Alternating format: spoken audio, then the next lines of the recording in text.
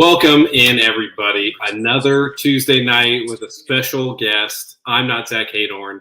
That's not Tyler Sage or Batista. Kind of looks like Dave Batista from this angle, I would say. I am Tyler Sage over here on the side.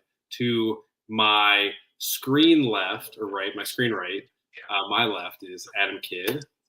What's up, everybody? Friend of Wrestling Media. Hello, Adam. Welcome from beautiful Detroit, Michigan. I don't know what suburb you live in if you want to dox yourself there, but Garden City. Garden City, okay. I've not been to a part of Detroit I have not liked, so I'm sure that's also a very beautiful part of the city as well. So, how are you? I'm good. How are you, man? I'm good. I'm excited to talk some wrestling.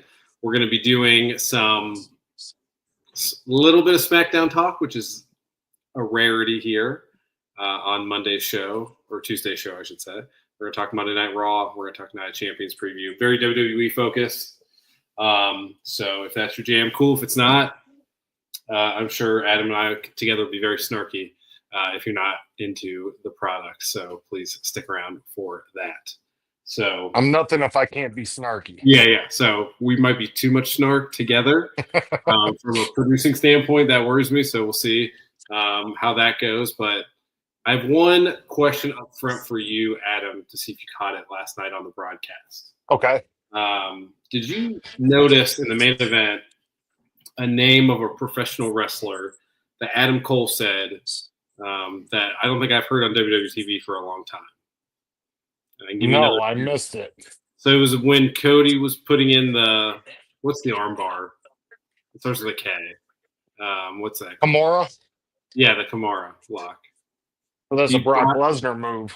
Yeah, and Cole said Cody tapped out Brock Lesnar to that move, which I thought was first time you've mentioned him in a while. Yeah, so I just was curious if anyone else had heard that. Oh, Josh is in the chat. You can't see the chat, can you, Adam? No, I can't. Okay, cool. So please feel free to lay in hard on Adam, and he'll only be able to see if I pop it up on the screen like he did last week for Sean. That'd be yeah. Bring it, guys. But yeah, so interesting, and we'll see. Yes. Maybe I don't want to fantasy book taint your preview here coming. Yes, keep that in keep that in the back of your head as we get moving. So yeah, if there was ever somewhere for him to reappear at, Saudi Arabia would be about it. Yeah, good alignment of values, I would think. Yeah, for sure. For sure. Lesnar, TKO, etc. So maybe he'll team up with CM Punk and they'll be Team TKO or something. Let's talk about old Punker himself. And the emasculation of CM Punk. Yeah. So Cena, his promo on Friday, recreating the pipe bomb promo. Adam, your thoughts on the promo itself? I know we're a couple days removed, but we've got some hindsight. I thought it was clever, but I thought it dragged on a little too long, and Punk really looked like a moron laying there for 10 minutes. Just expressionless. I got to give him credit though, because the fact that he could sit there without getting mad, because he didn't like some of what Cena had to say. I mean, Cena was taking some liberties. I'm sure they maybe went over part of it before, but that was just. I don't hate Punk, but I also can see where he gets his hate from, and I even got to a point where I was throwing the towel. Come on, because he was taking a beating verbally. Yeah, I think Cena's only line he didn't use, which I would have encouraged him to use if he wanted to go as hard as he did, was to be the whole workers' rights. Yeah, that Punk really got upset about with Hangman. So yeah, that was the only thing there. But yeah, I mean, even at the end when Cena went back and was like, "Hey, thanks for letting me use your promo here to get up." That whole line too had to be ad-libbed and piss off Punk if I had to guess. And it's got to be sticking in his craw that it wasn't like he got to be on the show last night to have a rebuttal. Mm-hmm. Hard to say if he's going to be on SmackDown, how that's going to work out. Mhm. And it's for Punk to get verbally beat down like that and not have a chance to come back at him is, I'm not a big conspiracy theory guy, but it's like, did he piss somebody off backstage and he's catching receipts for it? Mhm. Because it's a 180 from everything they've done with him up to this point. Yeah.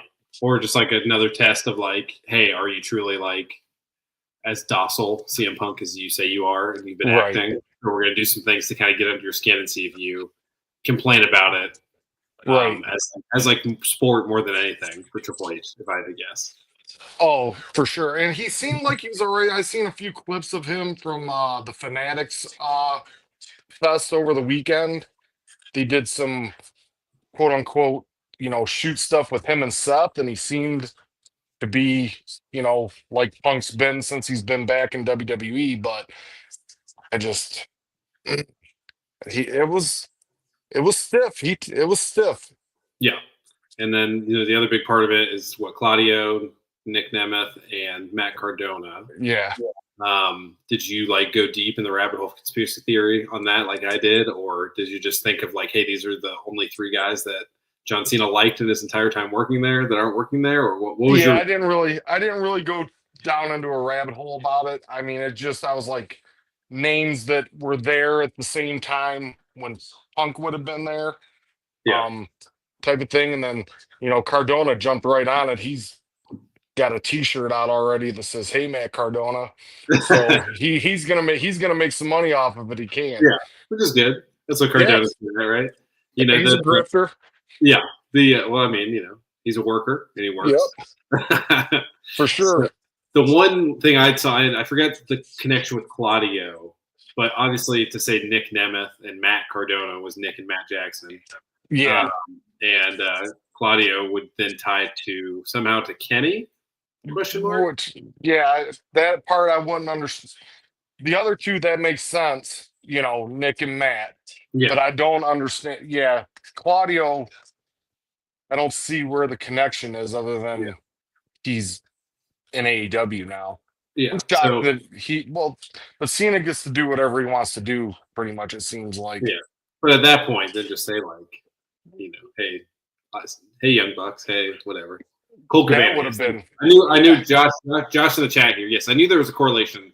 I almost asked the chat. So Claudio Castagnoli, CC, Colt Cabana. Got it. So Colt Cabana, Makes Matt sense. Jackson. So yes, that was like the right surface level. I mean, it's not like a big deep conspiracy. It's like those are guys that Cena kind of did put over at times, at least backstage. Right. It's also the correlation there. So very interesting. Yes. Like people that Punk is wrong, and the promo itself, and then we'll kind of move on and give you the final word here for me, or give you the final word. But my final thought on this is like a lot of the Cena stuff is if you like the traditional good guys, bad guys of pro wrestling, he's like everything he's saying is true. So he's like not really a heel. He's just like a babyface who's being an a-hole about it. Right. He's just being mean to someone that people like, as opposed to being mean to Corporate Kane or whatever. Right. So again, there's like issues there in like the traditional booking pattern, but everything he said about Cody was pretty much right on for the WrestleMania build. It didn't really help build the match. We'll see what happens here.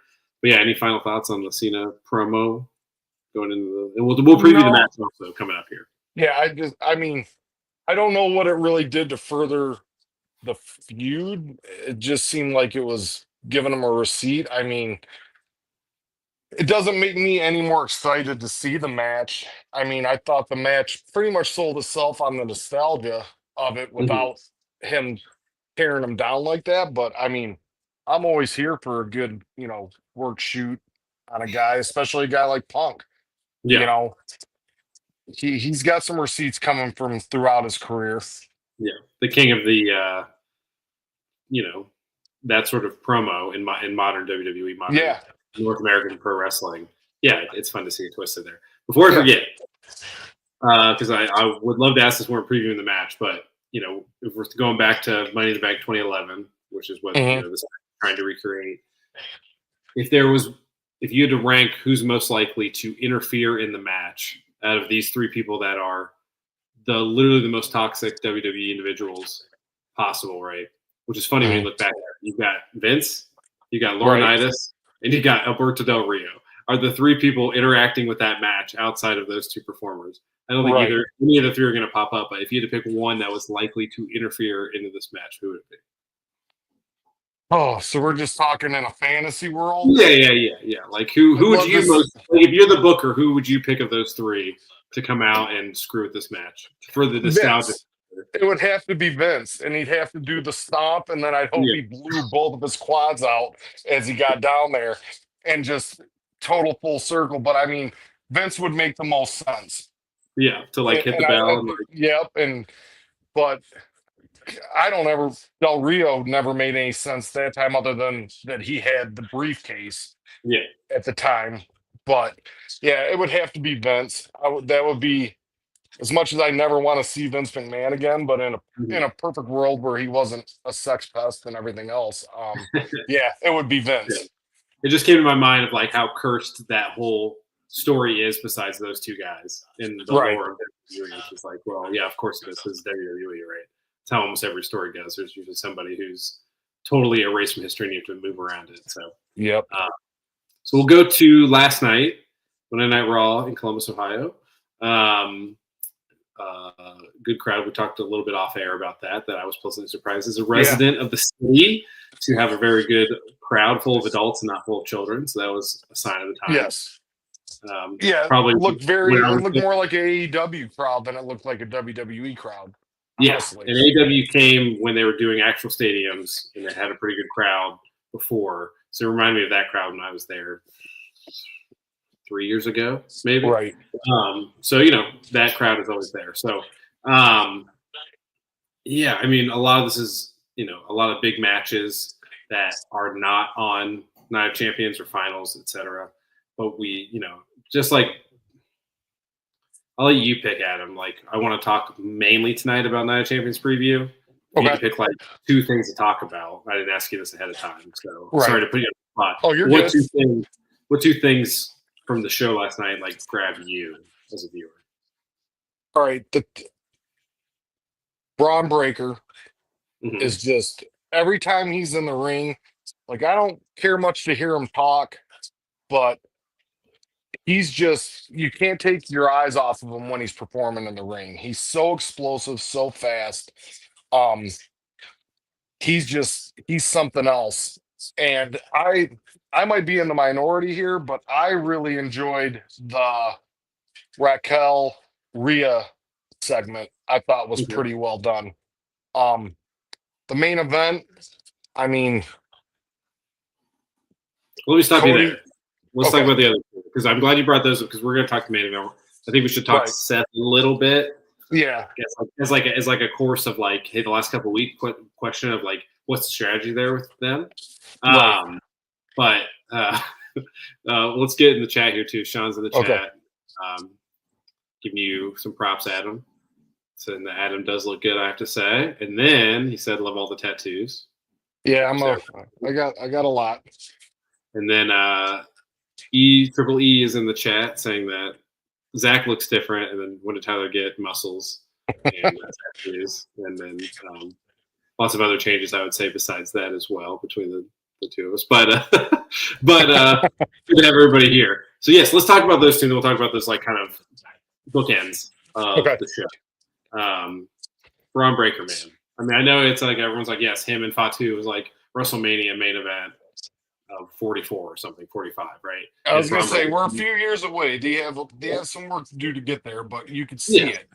But that's like everyone's penciling in, and when you do that, only one of those guys usually makes it, if at all, either of them. Right. But Breaker certainly does seem like the fans like him right now, so it's not going to feel like he's forced down people's throats. Right. But yeah, if Vince is in charge, like, yeah, we're getting 10 WrestleMania main events in a row with this guy. We're all going to dislike. But that spear, man, I mean, that's got to be up there already as one of the best spears. And like watching the replay when they were confident about that, and like how it was like also super safe of a spear in that moment. Like, just crazy kudos to both those guys pulling that move off. It was he's something else. Like he's done some of those where he comes tearing down the ramp and he almost goes ass over apple cart spearing these guys. He's like a cannonball. It's just he's he's fun to watch. He's fun to watch, and he's only gonna get better, hopefully, if he's coachable and wants to learn to take it to the next level, Mhm. to get a little more in-ring psychology to what he's doing, not just be, fast boom boom. Um, I think he still needs to learn to talk a little bit, but he'll get there. Yeah, I mean, geez, how long did it take Roman to be able to cut a promo? That was like Yeah. actually okay. Like after his fourth WrestleMania main event. I mean, let's be honest. Oh, easy. I mean, he wasn't any good on the mic until he came back after when he left for COVID, yeah. and even then he didn't have to do a lot of the talking because he had Heyman to kind of set it up. hmm So, So there's space there. Obviously, him being paired with Heyman getting to yeah, be with him. right, As we'll talk about, and at least on my portion of the preview, there's a lot there with that. right, Well. So that's there. And interesting you brought up Raquel and Rhea, because like there's another thing on paper you think like, oh, we're definitely gonna be talking about Bailey and Becky, but I do think that was the better of the two, like story and what I care about. So obviously they set up a match, but like yeah. So talk about that. What you liked about that? Because I did think it was better. Like Raquel for me is like get off the TV most of the time. I've not been a fan of hers. Like the whole she's flexing her back and like she doesn't even have a muscular back. I mean, she's just like I mean, but I thought that she had actually most of the time I don't want to hear her talk. I thought she had good fire when she was talking. It was straight to the point and there was no back and forth. Rhea came down and then it was just two hosses throwing bombs on each other. And I thought it looked great. Everything they did looked good. Um, and I liked that the Roxanne coming out and kind of setting that whole storyline up of the dissension with Liv. I thought they did the whole segment just worked. Mm-hmm. Yeah, and I agree with you on that. And like, for a match that doesn't really matter, but it's like a sixth match on a pay-per-view, which is strange for WWE at this point. But to get like another women's match and do that in Riyadh is interesting. Like the other one that we're here, Sean Goldmember, pops in and says the Bailey, Becky, Lyra stuff is weird. Who we're supposed to like, the finish was awful, and they're all acting strange. Yeah, I mean, it's like this is the polar opposite of like that's a match that should be compelling and good, and then the booking hurts it. And what we were just talking about with Raquel and Rhea is like kind of like a nothing sort of story that is enhanced by just like going in there. It's a street fight. Just go in there and be physical. And the person everyone likes is going to win, and that's like an effective pro wrestling story. While this is go ahead. Yeah, like the Becky, Lyra, and Bailey it's almost gotten too convoluted, whereas the stuff with Rhea and Raquel was just simple, classic. You screwed me, I screwed you. Now we're gonna fight, and it worked for me. And I thought the Bailey and Becky match was a pretty good match for what it was for a Raw match. I thought it was a good match until the inevitable, interference finish, which is, Triple H's crutch, it seems like, for the last 6 months. But I mean, Lyra, like, C-SPAN just isn't doing it for me. I just don't. She's gotten better, but I think the story's better if she wasn't involved. Let Bailey and Becky finish out their part of it, and then start the Lyra Becky or the Lyra Bailey, because I think that inevitably Lyra's going to turn heel, is where I think it's going. Mm-hmm. But because what I see here are they angling for a triple threat match so that Becky doesn't have to take a pin? Yeah, probably depends what you want to do with that title. I mean, I haven't really thought about it because that's how much I don't care about the Right. title or the That's story. I'm with you. It's like, is that like a Bailey thanks for everything belt for her to win, and then she goes out? I don't know, whatever. I think it's But below her. I think her and Becky are both at this point, unless you were going to give it to one of them and they were going to do a long run and do kind of like what Cena did when he got the U.S. title. They were going to do like an open challenge to try to elevate some of the lower women up the card to showcase them, to really try to make that title mean something.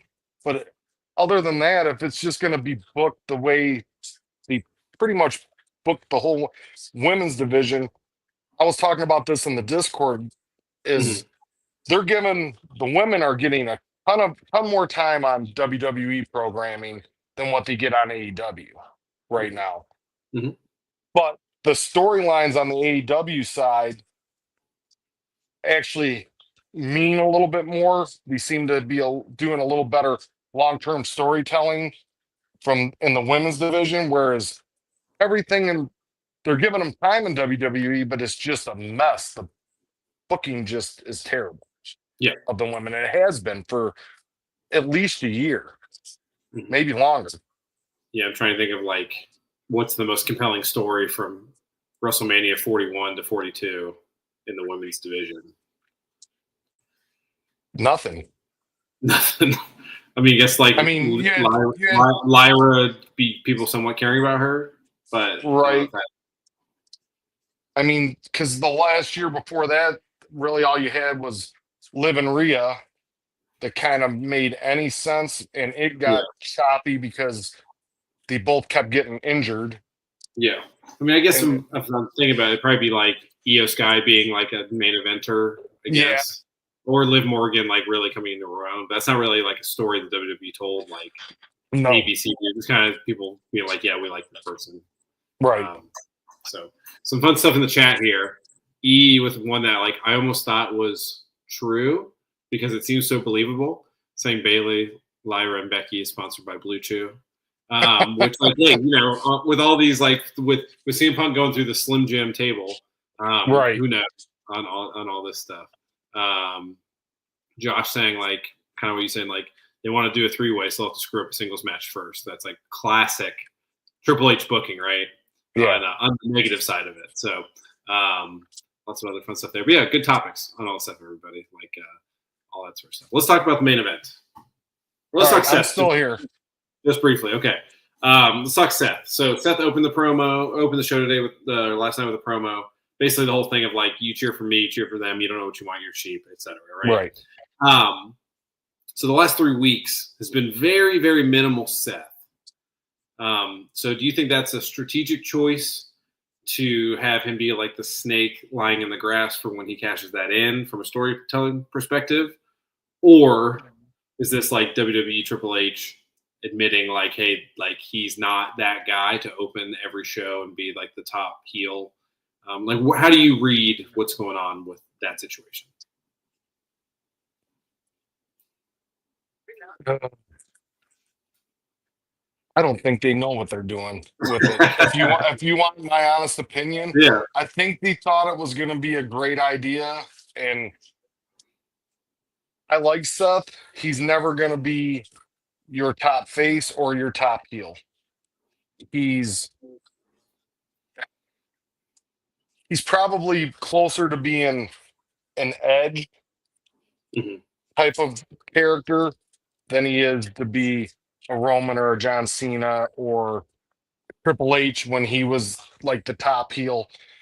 He it's the whole thing's it, they needed Paul needs to do more of the talking.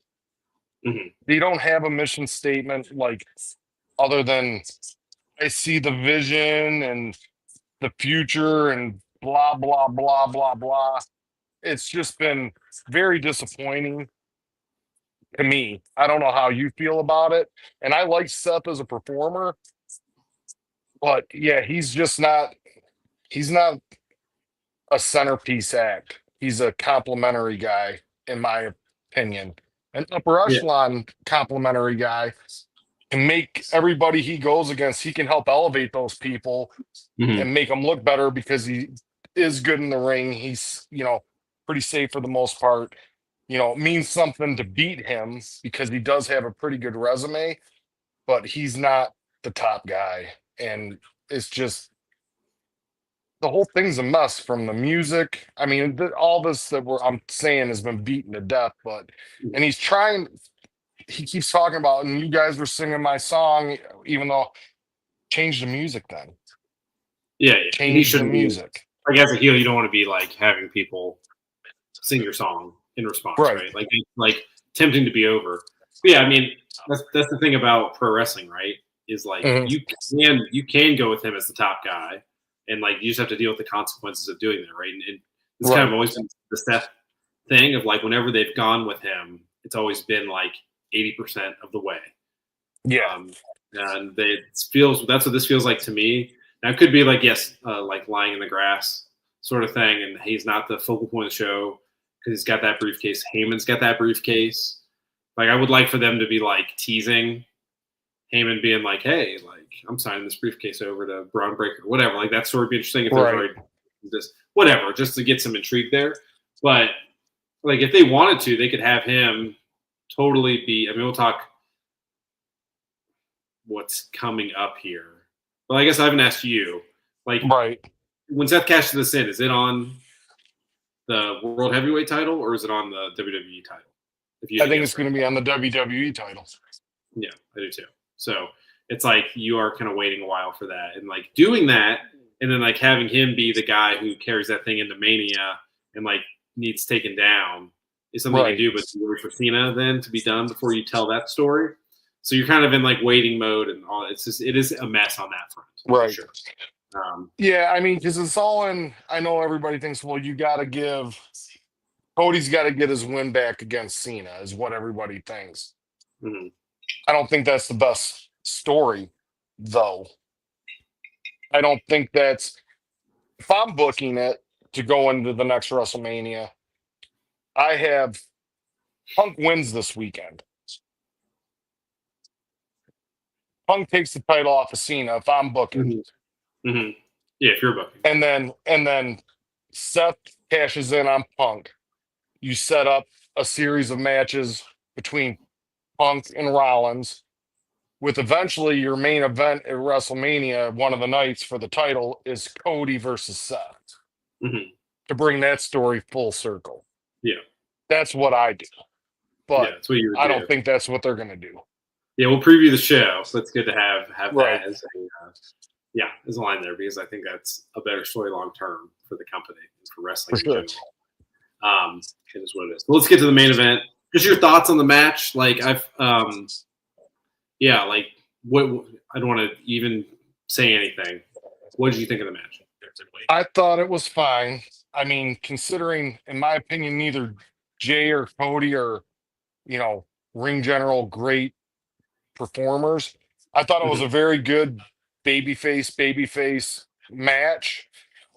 I was fine with it all the way up until the last 2-3 minutes of the match.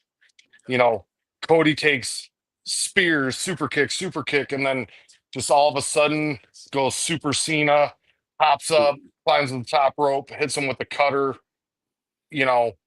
which was it looked great. The cutter looked good off the top rope, and then hit him with the crossroads, and it was over.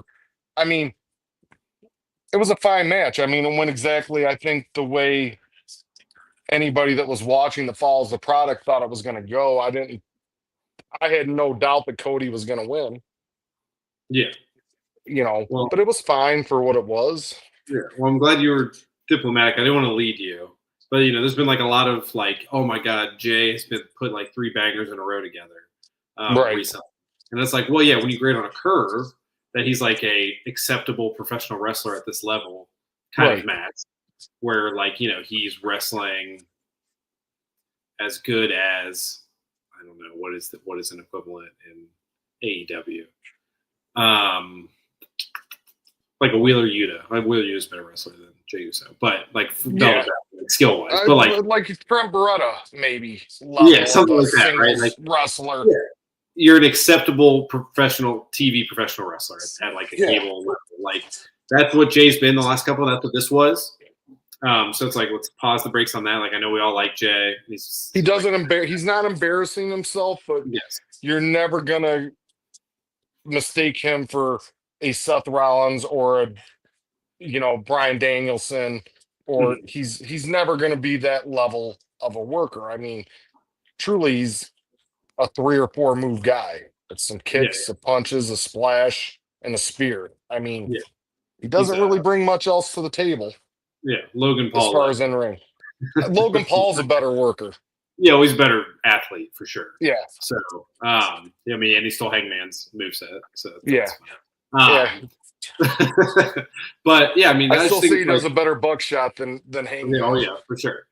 But yeah, I guess it's neither here nor there. But that was a fun you do move tournaments, and he would definitely go further than you would like to. But yeah, I just think it's in a way disrespectful, broadly, to be like Jay is just putting out banger after banger when he's doing it. It seems it's almost like talking down to somebody is how I feel the discourse is on him. So I just wanted to bring that up that he did have it was a fun match last night. But the main point, it's when Will Ospreay is outselling Cody Rhodes in a match. That's saying something. That's all you ever hear is oh, I like Ospreay, wish he would sell. It's okay, well, he's been selling a lot more than Cody's been selling recently. So just something to keep in mind of that babyface top guy now as champion. Is it grading long term? If you're saying this, if we're talking about on the show, that means the general public, which is most people that are saying one more time want to keep eating, which is fine, right? But they're 3 to 6 months away from having the same thought. So just something to keep in mind. And E in the chat is asking what the other co-host name is. So that is Adam Kidd. Me. You know him in the chat, E, I know. So he's here helping out and co-hosting here today. And I'm not Zach Abram, I'm Tyler Sage. So there you go. For everybody. And if you're listening on the podcast form, check out the YouTube page, youtube.com/brassringmedia if you want to see what Adam Kidd looks like in the flesh. So yeah, that's that. Let's preview Night of Champions unless you have anything else to say about Raw from last night. No, I mean, I thought it was a entertaining show. Nothing that, blew my socks off or anything, but it was, it was a solid, B+ type of show. It wasn't an A by any sense, but it wasn't terrible. It was middle of the road, decent episode of Raw. Yeah, it was a pretty loaded card. So that's a kind of baseline of what you'd expect. So yeah, and, it's up to you to answer if you want to, Adam. But you would know how much you bench. The last time I hit a max was 2 weeks ago. I hit 350 for a double. Okay, nice. Well, there you go. And I'm 48 years old so I don't do too bad for an older gentleman. I would say that is for sure the case. You can what's the math anyway? Almost double me up. So congratulations on that. So thanks. But let's get to Night of Champions. We are in Riyadh, Saudi Arabia. Still, no. I think at least nothing's changed yet. Yeah, so it is what it is. So let's preview the card. We have 6 matches. You want to start with you want to do big stuff first, or you want to do the little smaller matches? Let's start with Sammy and Karrion Kross. Yeah, Sammy, Karrion Kross. Sammy loses to Randy Orton on Friday. Yep. He's all sad. Karrion Kross gets in his face, and they're going to have a match. So your thoughts on Karrion Kross getting a pay-per-view match when literally what's the last time you wrestled a match? For real. The last time he wrestled a match on TV? Yeah. Oh, it's been a while. I know he's done some main event stuff. The last time he was on a pay-per-view match, I thought he said was a tag match or a multi-man match at WrestleMania 40. Yeah. So there you go. That explains a lot there. I think this is because he's got himself over kind of on social media with the IWC. This is kind of hey, it's Saudi. You know, we've kind of put some work into this. Sammy, we want to get Sammy on the show. And so let's do this. We'll pay this off, but I don't see it going anywhere. I Yeah, think and let's Sammy beats him and we move on. let's make sure we put Scarlett in a full bodysuit too. Yeah, he'll probably not get his contract renewed, just like R-Truth, right after this Mhm. match. Oh yeah. And then I read that his contract's getting ready to expire. which would make sense. And where else is he going to go? He's a TNA collision course, I would say, with Karrion Kross. Yeah. So there you go. So there's that. Any thoughts on the match besides Sammy getting the easy win here?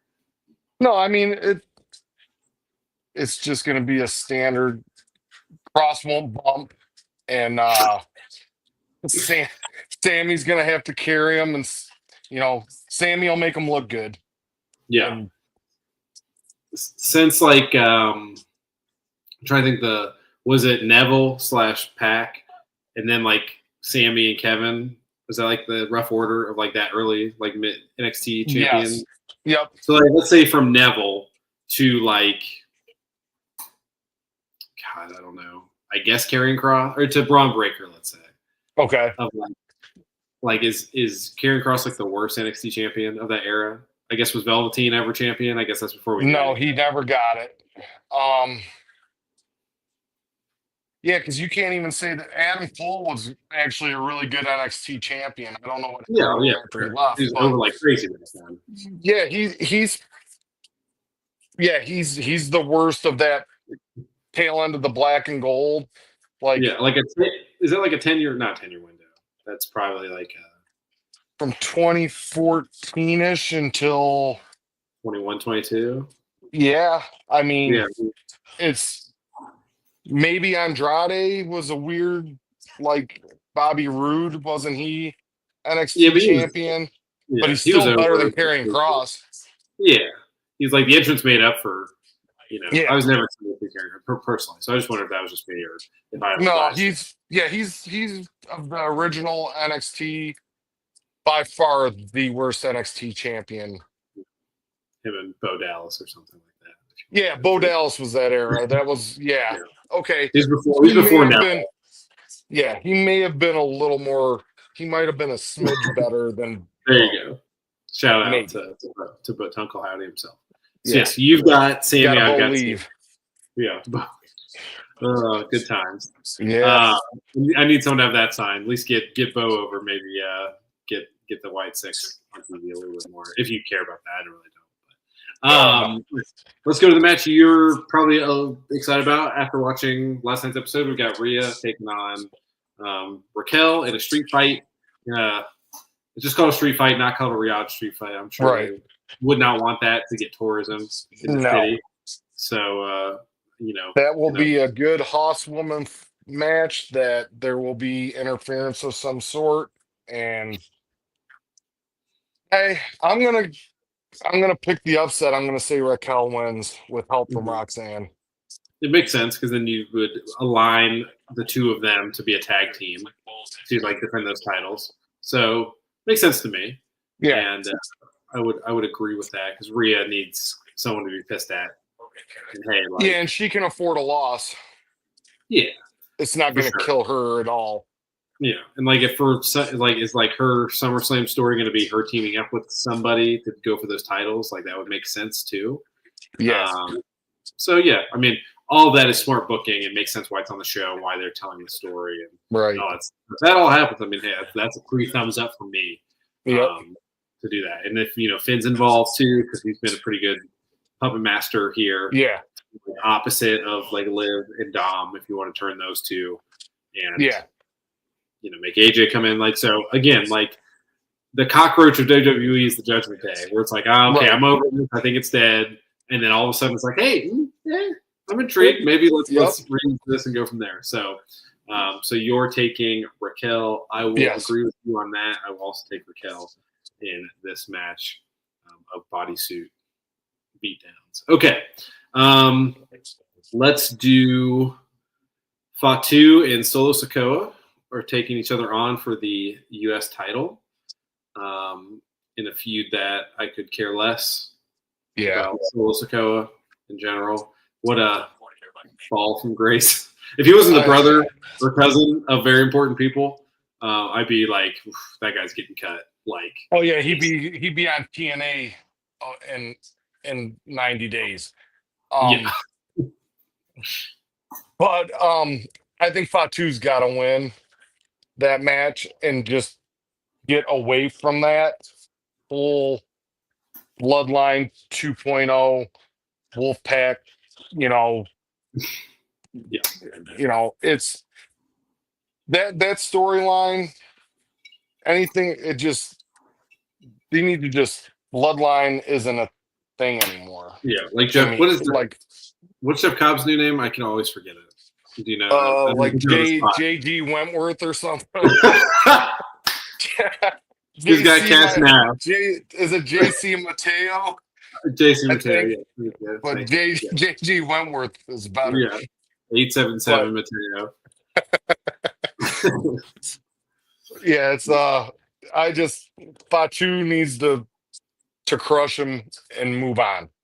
Yeah, and I think the crowd there will be excited for that. This will be like an 8 to 10 minute match, perfect for both these guys. Yep. Move on. It's like Solo, Tamatanga Tongaloa. We don't see them for a hot minute, I would say. But I have a bad feeling that this is going to be where you see Hikuleo, and he's going to come in, he's going to interfere, Solo's going to win, and then it's going to just drag on. Yeah. I mean, this is the place to do it with a crowd like this. It's probably excited to see anything. Yeah. But like, man, there's another reason to like make SmackDown the B show, bordering on C show, with some weeks NXT are better than SmackDown. It's been bad since it went to 3 hours. It's been really bad.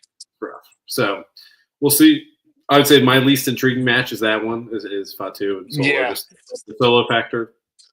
I love anything. I love seeing Jacob Fatu do his thing in the ring because I just think he, like we were talking about earlier. I mean, when you look at him and Braun and just, if they don't mess it up, those two guys could be big stars within the next couple years, top of the card guys. But they're doing the right thing with Breaker. While they need to get Fatu away from these guys because it's going to end up hurting his brand. Yeah, for sure. And it's funny, like, Fatu is 33. I just looked it up because I wasn't sure. Okay. And Braun Breaker's like 25. Yeah. 24. So it's just funny, like, hey, like these are the only two guys that are not like 37 plus at the top of these things. It's just interesting. So you do have to start with some of these guys like long term if you're WWE. So okay, let's do Asuka and Jade for some reason are in the final here for the Queen of the Ring tournament. Yeah. Yeah, go ahead. Yeah. Asuka's gonna earn her money that night because she's gonna have to carry Jade, because I was one of those people that thought when she left AEW and would go down to the PC, get some training, that she would improve. I think she's regressed in a lot of ways comparative to what she was in AEW. And I think a lot of it has to do with the booking, because when she was in AEW, she didn't have to sell. She didn't take a lot of offense. Her offense looks good. When she's doing her stuff, it looks pretty decent. But after that, she's terrible. She sells terrible. It's what she's doing when she's floating in between moves to get herself in position to take moves from her opponent. It always looks like she's trying to find where she needs to be. She doesn't sell well. It's it ain't working for me. She's gonna probably win this match, but it should be Asuka. Yeah, the only like question. Yeah, I mean, here's the thing. Like in my head, like if you don't think about it, you just see like the names. You're like, okay, well, Austin's gonna win. Like, what's the matchup? Right. SummerSlam going to be like? I mean, I know there's 2 nights and you can bury these matches, which is what they'll do. But it's like, oh, the Naomi of it all, I keep forgetting about. Of like, that's like someone to cash in and screw you over and like tell a story there is like what the impetus is. And it's like, oof. Just like, is that like, yeah, there's probably an investment of time and money into this character. But like, I don't know. It seems like a sunk cost fallacy personified in front of our eyes as we're watching it is kind of how I feel about this. Right. And like, you know, like the go ahead. You go. It's like if you're working in that women's division, if you're Bianca, Rhea, Charlotte, Becky, do you want to get in the ring with Jade? No, me either. Me either. It's beneath me, and you almost can't carry her to a good match. She's almost like the Ultimate Warrior, but I hate to say, I think the Ultimate Warrior was a little bit of a better worker. Yeah, probably. Well, yeah, I don't want to make like gross accusations here, but probably cared more about the business than Jade does. Which is like saying something. You know, like even last night when she's walking into the arena, she's talking to her Labubu. As like that's your walking, and they were like, yeah, that's fine. Yeah, okay. She's like a TikTok 13-year-old is what her character is. Like what like I know it's like a small thing, but it's like a choice. It was like it just tells you it feels very AEW where it's like, hey, that's what she wants to do, so we're just gonna allow it. Like, well, no, you dictate what is on the screen. You're the company. So it's interesting that's like seems the dynamic. They're like, yeah, I'm not the boss. Yeah, be like, get that Labubu out of here. Yeah, I don't know if you know what that is. If you have like, you have kids, right? They're probably the right age where they want that. I don't know if you have girls, but very strange. I have 2 sons. One's 30 and one's 28. Okay, well, never mind then. Maybe their girlfriend. I don't have grandkids yet, so okay. But it's very strange thing going on right now with those things. But anyway, so you've got Jade.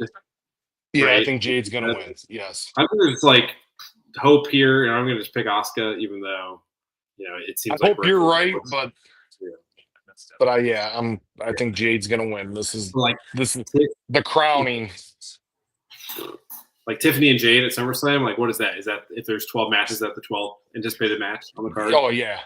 So not good. And for Tiffany, that's like where you were at WrestleMania with like how people thought about your match. So, right. Good times. Okay, let's do Cody and Randy because I've got like fun fantasy booking here. So I'm just gonna lay it out here for you, and then we'll get into it. Okay. I brought up the thing at the top of the show, the Brock Lesnar thing.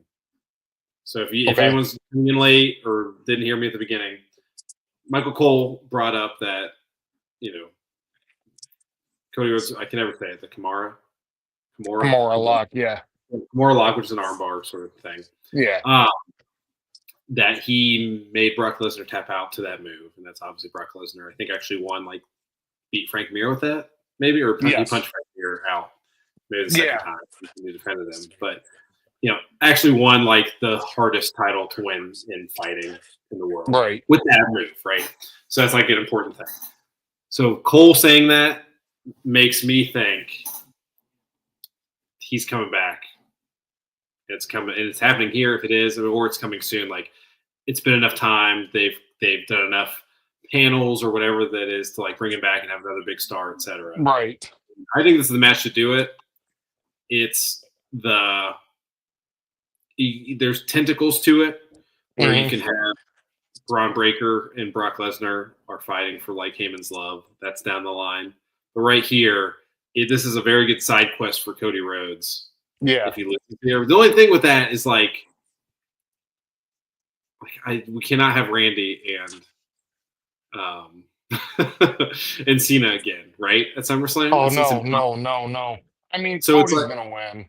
Yeah. So it's like, does he come back? Is it maybe a triple threat with like Cody and Brock and Cena? And that's a way to like protect everybody? I don't know. Right.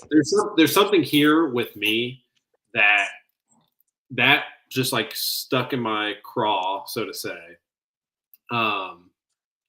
That they brought him up, and I just look out for it. If not, Right. it's a straight Cody win, and it's whatever. I think this is like Right. the most this is like the least compelling final they could have booked. Yeah. Yeah. Yeah. Or like this fantasy booking comes into play when like Brock Lesnar comes in at the main event Yeah. of SummerSlam, screws Cody over, right? More so than this. But I'm just saying, like, look out for it because I feel like it's coming. I think that if what you're saying happens and something happens where Cody gets screwed and loses, Yeah. it makes what I want to see happen in the main event Yes. more realistic to happen. Yes. Which is interesting. It's kind of like an AEW pay-per-view where there's kind of always like a canary in the coal mine match. Right. Like who's up next for the title shot, and if it's like the face or the heel, that kind of tells you where they're going if you don't really know. So we'll see. But as I thought it out live with everybody here, it feels more like Lesnar would come back in New Jersey and screw Cody over in that main event. So it seems like a Cody win, and then you go to the main event, which is one of those things of like, do you almost do the Cena Punk match in a different order because you could have whoever, I don't know, it doesn't really matter, but you're taking Cody, I presume. Yeah, I'm taking Cody. I'm taking Cody. Your thoughts beyond my fantasy booking on this? I think it's going to be a very boring match. Randy, is going to plot around the ring. He's going to hit, do the hits. He's going to, the draping DDT, going to RKO him out of nowhere. Cody's going to kick out. It's it is what it is. Cody's going to win, setting up SummerSlam versus whoever the champ is. Yeah. Are they going to record a podcast episode before or after this? Because that's the I don't really care about kayfabe very much, but like I just know at some point he's going to be it's going to be just like Jericho and Omega after they wrestled at the Tokyo Dome. Yeah. Which I like because it's fun to hear the sausage being made, but like I understand like if you have the opposite opinion there, like from a WWE perspective, I don't know. No, I see that's going to happen. Yeah, maybe not sponsored by the vodka while they're in Saudi Arabia, but we'll see. Right. Okay, our main event, we've got Cena taking on CM Punk for the WWE title.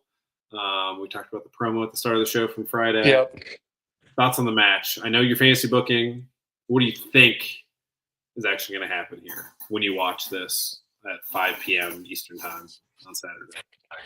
I think Cena's going to win. I don't want him to. I think the better booking is what I said earlier.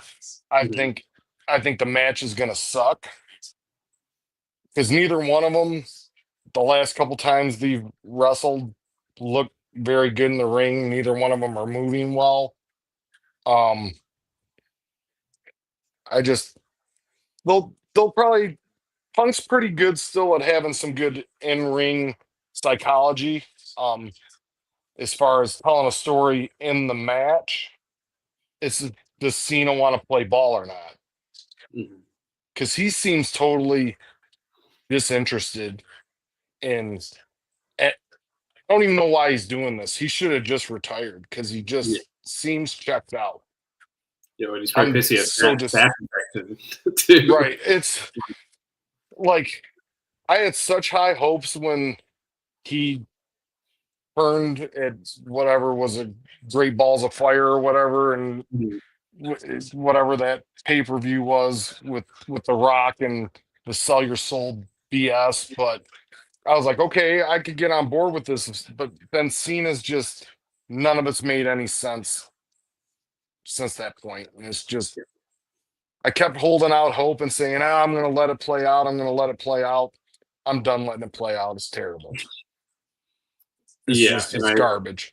And it's it seems again like it's a sunk cost fallacy. Like this is like the Jade Cargill experience, like times 50, because the entire company is built around the story. And it seems like it's going to continue because of that. But like this is something where, not to be like AEW focus here, but like the Moxley thing is like acceptable at this point because you know where it's going, hopefully. Right. But no. We don't have enough time for me to talk about what I think is going to happen at All In. Yeah. Well, But save that. Well, we yeah, have a couple of weeks. I love a preview show where you get that in there. But yeah, we'll see. I mean, similar thing, but anyway, it's like that. Like, hey, we've done this so long, we need to crown this thing. But it's like WWE doesn't need to crown anybody against Cena. That's the problem no, here.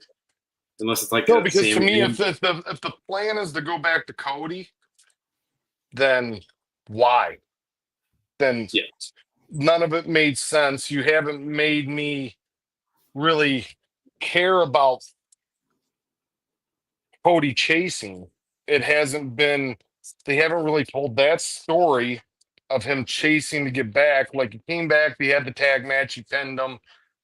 Um, and then he got into this tournament, and I just,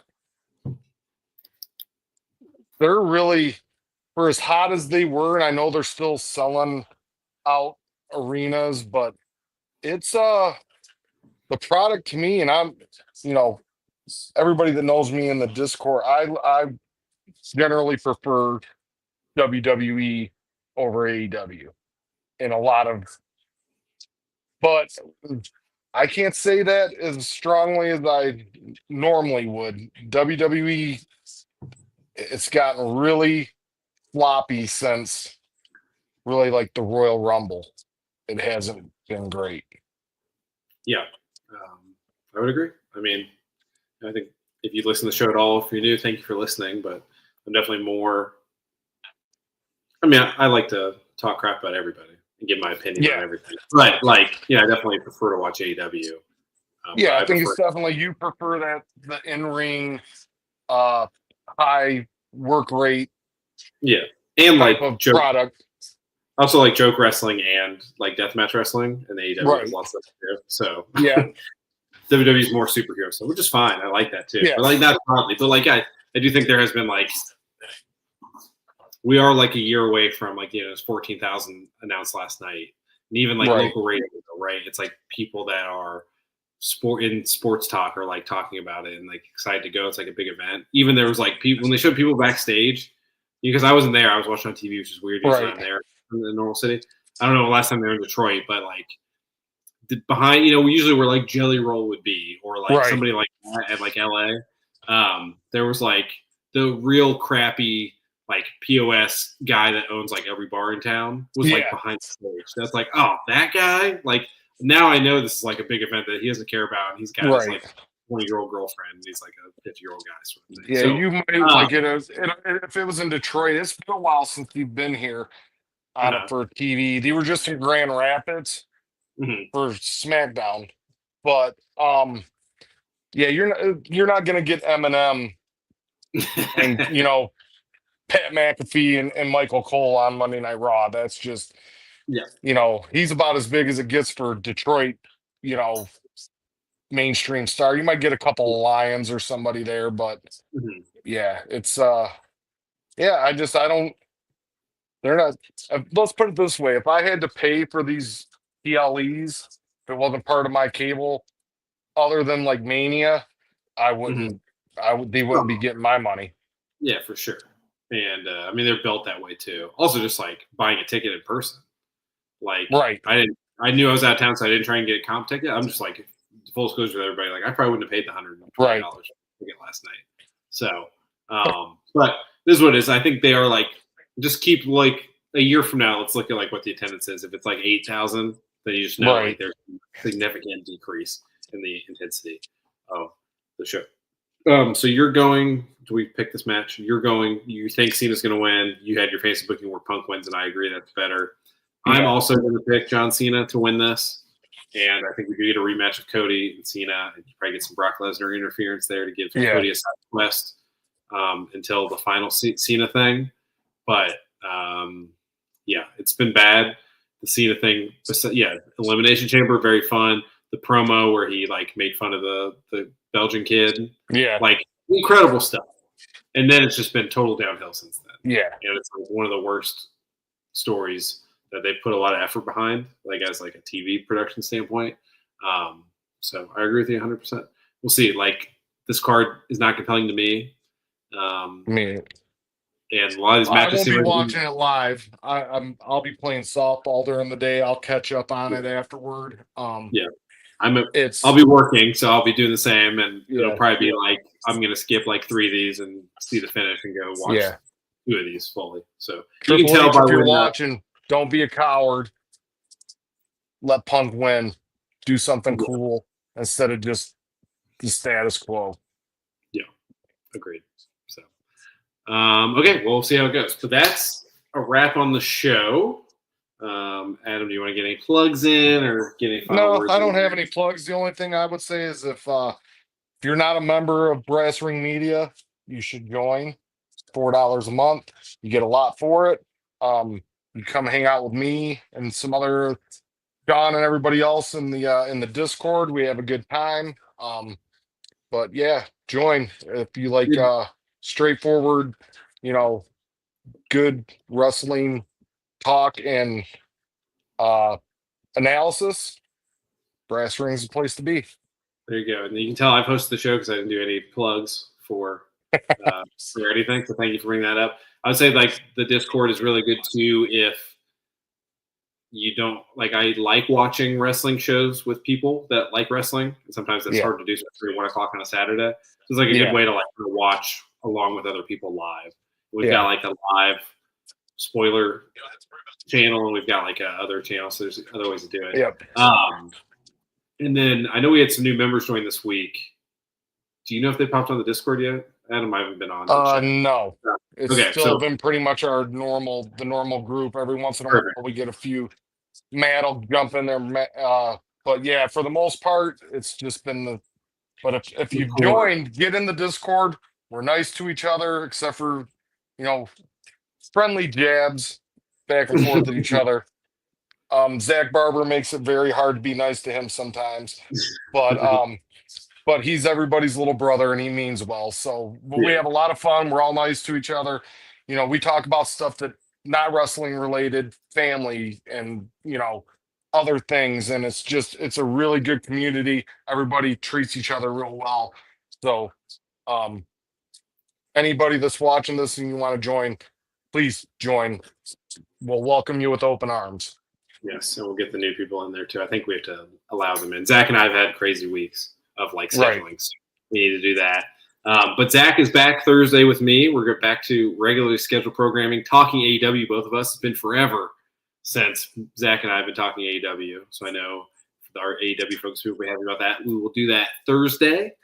But Adam, thank you for joining me tonight. Thank you I know for having me. I really yes, appreciate it.